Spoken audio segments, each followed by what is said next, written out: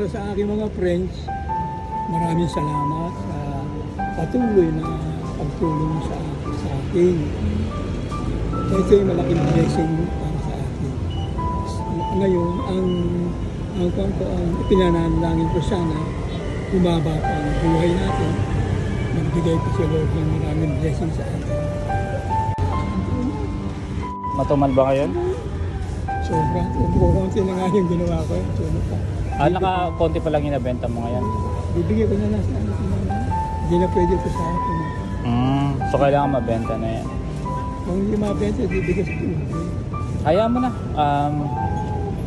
Kahit matumal ngayon, meron ka namang makukuha ngayon kasi alam mo bakit? May nagpadala na naman ng pera para sa'yo. So, tuloy-tuloy pa din yung blessings sa'yo, tay. Bali, hindi ko na siya papatagalin para at least, So, alam mo ba masaya ako kasi tuloy-tuloy yung nagbibigay sa'yo ng blessings. Sana makaipon ka ng business mo na pares. At saka ganito, sa next week, magko-concert ako, videohan mo ko, para makita ng press natin. Mag-ano ka? Magko-concert ako, kakanta ako. Kakanta ka? Videohan mo ko. Sige. Kung yan ang gusto mo, saan ka kakanta? Din sa bahay nyo o dito? Dito sa palengke, siyempre sa maraming tao. Siyempre, ito ka bibigyan para makita yung tao at saka ako kumakanta. Sige. Bibidyoan kita para makita naman nila kung gaano ka ka-talented. Oo, yung mga friends natin. Ha? Sige tayo, bibidyoan kita.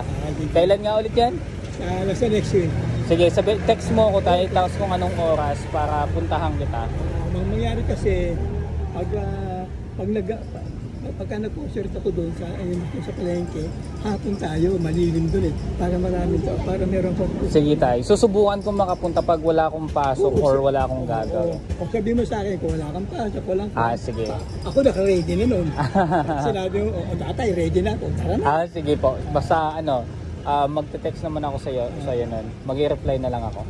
Anyway tay, ito na nga, sobrang pasalamat ko kasi hanggang ngayon tuloy-tuloy pa din yung mga nagbibigay ng blessings, ng tulong para sa'yo.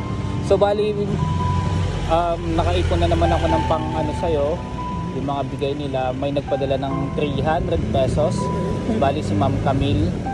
Si Ma'am Kay Alfonso naman nagbigay ng 1K, bali 1,300 na, diba?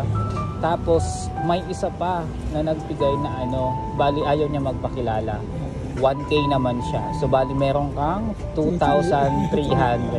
So hindi ka na malulungkot kasi hindi man naubos yung paninda mo ngayon. At least meron ka namang blessings na dumating. Okay? Bilangin mo na lang yan tay, para naman makita nila.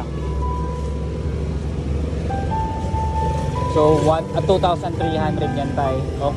May sasabihin ka ba sa kanila? Sa patuloy na pagbibigay nila ng tulong sa'yo? Siyempre mayroon. Para sa aking mga friends, maraming salamat sa patuloy na pagtulong sa akin. Ito ay malaking blessing para sa akin.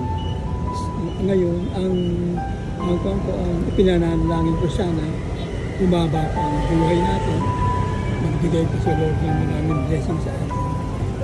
Salamat po sa pagbibigay niyo ng tulong.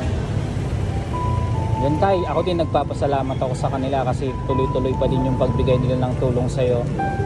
Bali ang goal natin is kapag tuloy-tuloy pa din yung mag-apabot ng tulong is maipon natin yung pera at matupad yung gusto mo na magkaroon ka ng sariling parisan. Okay? So tay, yun lang sa akin. So pwede ka nang umuwi kasi yun nga, para na ding pinakyaw yung paninda mo. Tay, sige tay, salamat. Inatid ko lang talaga yung pera. Galing akong trabaho. So ngayon, kakababa ko lang din ng bus kasi malayo naman trabaho ko, nasa Taguig pa. Pero okay lang, syempre importante mahatid ko sa yung pera na pinapabigay nila kasi sa'yo naman talaga yun. Ngayon, siguro galing ko, lalong matutuwa yung press natin dahil nagpo-concert. Oo, kasi kakanta ka. Makikita nila yung talent mo. Okay. Sige tayo, ingat na. Sige, ingat ka ha. Opo, ikaw din ingat ka. Uuwi ka pa yata, di ba? Ingat din ako. Salamat, bye-bye tayo, ingat. Saya ka? Oo. Dadaan ako sa tulog eh. Sige po tayo. Sige, dito na ako. Apo, sige, bye-bye. Salamat. Ingat. Go.